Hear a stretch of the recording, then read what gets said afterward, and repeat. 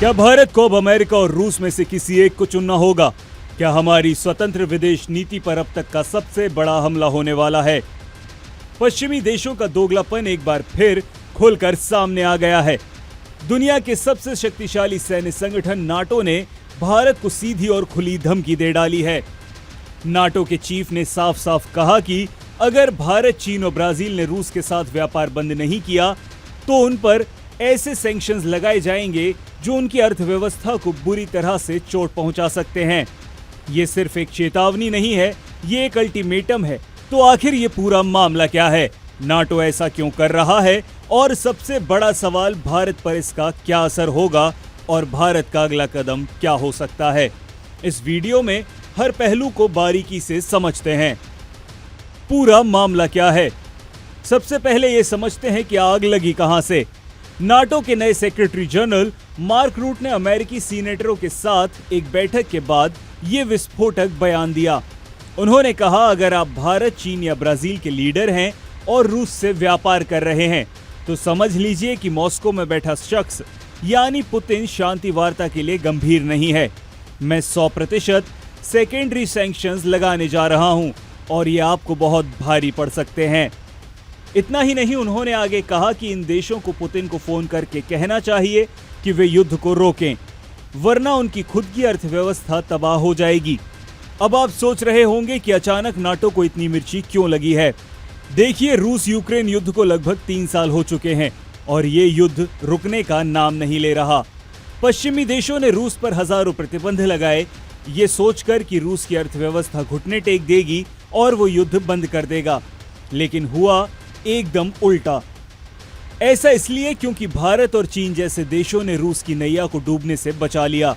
जब यूरोप ने रूस से तेल खरीदना बंद किया तो भारत और चीन ने डिस्काउंट पर भारी मात्रा में रूसी तेल को खरीदना शुरू कर दिया। आज भारत लगभग 1.8 मिलियन बैरल तेल रोजाना रूस से खरीद रहा है। इससे रूस को पैसा मिलता रहा और उसकी वॉर इकोनॉमी चलती रही। पश्चिमी देशों की यही सबसे बड़ी फ्रस्ट्रेशन है और अब वो उस लाइफलाइन को ही काटना चाहते हैं। सेकेंडरी सैंक्शंस का मतलब क्या है? यहां मार्क रूट ने एक शब्द का इस्तेमाल किया, सेकेंडरी सैंक्शंस। इसे समझना बहुत जरूरी है। प्राइमरी सैंक्शंस ये सीधे रूस पर लगते हैं, जैसे रूसी कंपनियों और बैंकों पर बैन। सेकेंडरी सैंक्शंस ये उन देशों पर लगते हैं जो रूस के साथ व्यापार करते हैं। मतलब अगर भारत की कोई कंपनी रूस से तेल खरीदती है तो अमेरिका उस भारतीय कंपनी पर बैन लगा देगा। इसका असर क्या होगा? हमारी कंपनियों को डॉलर आधारित बैंकिंग सिस्टम से बाहर किया जा सकता है। हमें पश्चिमी तेल टेक्नोलॉजी, लोन और इंश्योरेंस मिलना बंद हो सकता है। और सबसे खतरनाक, अमेरिका और यूरोप को होने वाले हमारे एक्सपोर्ट जैसे दवाइयां, टेक्सटाइल और सर्विसेज, ये सब पर भी रोक लगाई जा सकती है। ये भारत के लिए एक बहुत बड़ा जियोपॉलिटिकल दुविधा का क्षण है। जयशंकर का मास्टर स्ट्रोक जवाब। ऐसा नहीं है कि भारत से ये सवाल पहली बार पूछा गया है। जब भी हमारे विदेश मंत्री एस जयशंकर यूरोप या अमेरिका जाते हैं तो उनसे ये सवाल जरूर पूछा जाता है कि आप रूस से तेल क्यों खरीद रहे हैं। और आपको उनका वो ऐतिहासिक जवाब याद ही होगा जहां उन्होंने कहा था, हम रूस से तेल खरीदकर असल में दुनिया पर एक उपकार कर रहे हैं।